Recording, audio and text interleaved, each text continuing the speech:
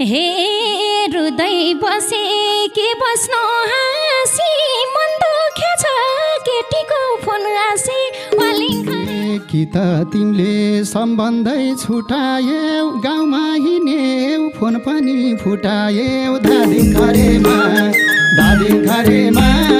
हुन्थ्यो भेट मायाले सम्झेर आउँदै गरेमा। चर्चित लोकदोहोरी गायक चिज गुरुङ अर्कै केटीसँग लागेपछि गायिका निर्जला गुरुङले फोन नै फुटालिदिइन्। दोहोरीमा भयो घम्सा घम्सी। के साँच्चीकै गायक चिज गुरुङ अर्कै केटीसँग हिँड्दा गायिका निर्जला गुरुङले आफ्नै फोन फुटालेकी हुन् त? आउनुहोस् यो सबै लाइभ दोहोरीको माध्यमबाट जानकारी दिनेछौँ। भिडियो अन्तिमसम्म हेरेर हामीलाई साथ दिनुहोला। तपाईँ हामीलाई यो भिडियो कुन ठाउँबाट हेर्नुहुन्छ त्यो पनि जानकारी दिएर च्यानलमा नयाँ हुनुहुन्छ भने हरियाली गुल्मी युट्युब च्यानललाई सब्सक्राइब गरेर जोडिनुहोला। दर्शकबिन पछिल्लो समयका साङ्गीतिक जोडी गायक चिज गुरुङ र गायिका निर्जला गुरुङ यति बेला सामाजिक सञ्जाल युट्युब टिकटक फेसबुकमा निकै व्यस्त रहेका छन्। उनीहरूलाई लाइभ दोहोरी गाउनमा भ्याइ नभ्याइरहेको छ।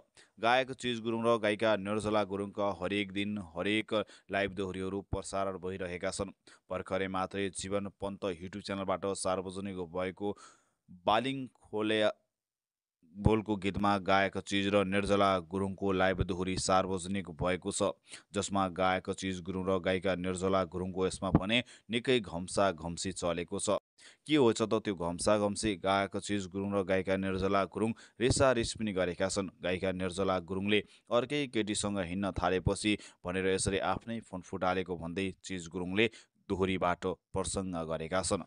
रुँदै बसे के बस्नु हाँसी मन दुख्या छ केटीको फोन आसी बालिङ खलेवा हुन्थ्यो भेट मायाले सम्झे त आउँदै गरेमा भन्दै गायिका निर्जला गुरुङले यसरी गायक चिज गुरुङलाई केटीको फोन आएपछि रिस उठ्छ भन्ने भ्याएकी थिइन्। त्यस्तै गायक चिज गुरुङले फोन फुटालेको प्रसङ्ग यसरी दोहोरी मार्फत गर्छन्। कि त तिमीले सम्बन्धै टुटायौ गाउँमा हिँड्यौ फोन पनि फुटाल्यौ बालिन खलेवा हुन्थ्यो भेट मायाले सम्झे त आउँदै गरेमा। यो लाइभ दोहोरीमा एकअर्का प्रतिको निकै घम्सा घम्सी लाइभ दोहोरी भन्दा फरक नपर्ला। जीवन पन्त युट्युब च्यानलबाट सार्वजनिक भएको यो लाइभ दोहोरीले छोटो समयमा लाखौँ दर्शकहरूको मन जित्न सफल भएको छ। यति बेला गायक चिज गुरुङ र गायिका निर्जला गुरुङ दोहोरीमा व्यस्त छन्। आउँदै गरेको तीजलाई अँग्याल्दै गायक चिज र निर्जला गुरुङ तीजको अवसर पारेर देश विदेशमा रहेका हरेक स्टेज प्रोग्रामलाई अटेन्ड गर्ने तयारीमा रहेका छन् भने तीज गीतलाई पनि नयाँ प्रस्तुति ल्याउने गायक चिज र निर्जला गुरुङको भनाइरहेको छ।